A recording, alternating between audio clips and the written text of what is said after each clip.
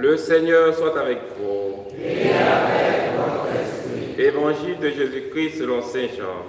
Gloire à toi, Seigneur. Veuillez vous asseoir. Philippe rencontre Nathanaël et lui dit, « Celui dont parle la loi de Moïse et les prophètes, nous l'avons trouvé. C'est Jésus, fils de Joseph de Nazareth. » Nathanaël réplique, « De Nazareth peut-il sortir de là quelque chose de bon ?» Philippe répond, « Viens et tu verras. » Lorsque Jésus voit Nathanaël venir à lui, il déclare, « Voici un véritable fils d'Israël, un homme qui ne sait pas mentir. » Nathanaël lui demande, « Comment me connais-tu » Jésus lui répond, « Avant que Philippe te parle, quand tu étais sous le figuier, je t'ai vu. » Nathanaël lui dit, « Rabbi, c'est toi le Fils de Dieu, c'est toi le roi d'Israël. » Jésus reprend, « Je te dis que je t'ai vu sous le figuier et c'est pour cela que tu crois. Tu verras des choses plus grandes encore. » Et il ajoute, « Amen, amen, je vous le dis. Vous verrez les cieux ouverts avec les anges de Dieu qui montent et descendent au-dessus du Fils de l'homme. » Veuillez vous mettre debout. Acclamons la parole de Dieu. Louange à toi, Seigneur Jésus. Veuillez vous asseoir. Aujourd'hui, nous célébrons Saint Barthélemy. Bonne fête à tous ceux qui se prénomment Barthélemy.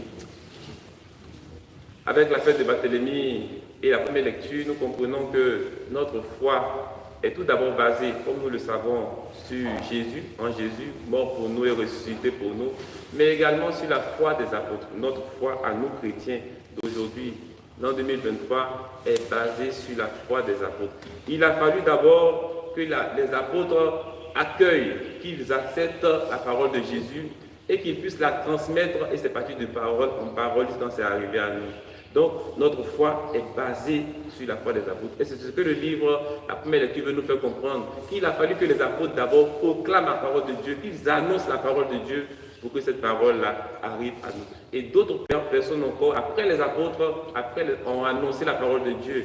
Et la parole de Dieu est venue jusqu'à nous. Également, nous aussi, à notre tour, nous devons annoncer cette parole-là. Et c'est ce que nous présente l'Évangile. L'Évangile nous présente la belle image où Philippe rencontre Nathanaël. L'image que nous aussi nous devons copier. Lorsque nous avons reçu la parole de Dieu, nous devons la communiquer à nos frères et à nos sœurs. Il dit, viens et tu verras. Viens mon frère, ma sœur, viens voir également comment Jésus est bon, comment est-ce qu'il est merveilleux, comment est-ce qu'il est extraordinaire, comment est-ce qu'il fait des choses merveilleuses dans la vie de ceux qui croient en lui. Et c'est ce que Philippe va dire à Nathanaël. Et c'est ce que nous aussi, nous devons dire à nos frères et à nos sœurs lorsque nous sommes dans nos familles, dans nos lieux de service, partout où nous sommes, nous devons être des missionnaires.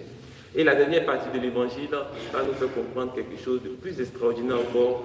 Jésus nous connaît avant même que nous ouvrions notre bouche. On dit lorsque Nathanaël approche de Jésus, Jésus même commence à dire que cet homme qui vient là, il n'y a pas de mensonge, il n'y a pas de corruption, il n'y a pas de ruse en lui. C'est quelqu'un de bien qui est en train de s'approcher là. Jésus a déjà sondé le cœur et les reins de Nathanaël. Jésus déjà nous connaît avant même que nous ouvrions notre bouche, avant même que nous parlions. Mais il veut que nous puissions mettre notre main dans l'œuvre pour que cette œuvre-là puisse porter beaucoup de fruits. Que Dieu nous aide à pouvoir être nous aussi de vrais missionnaires à l'image de Saint Barthélemy.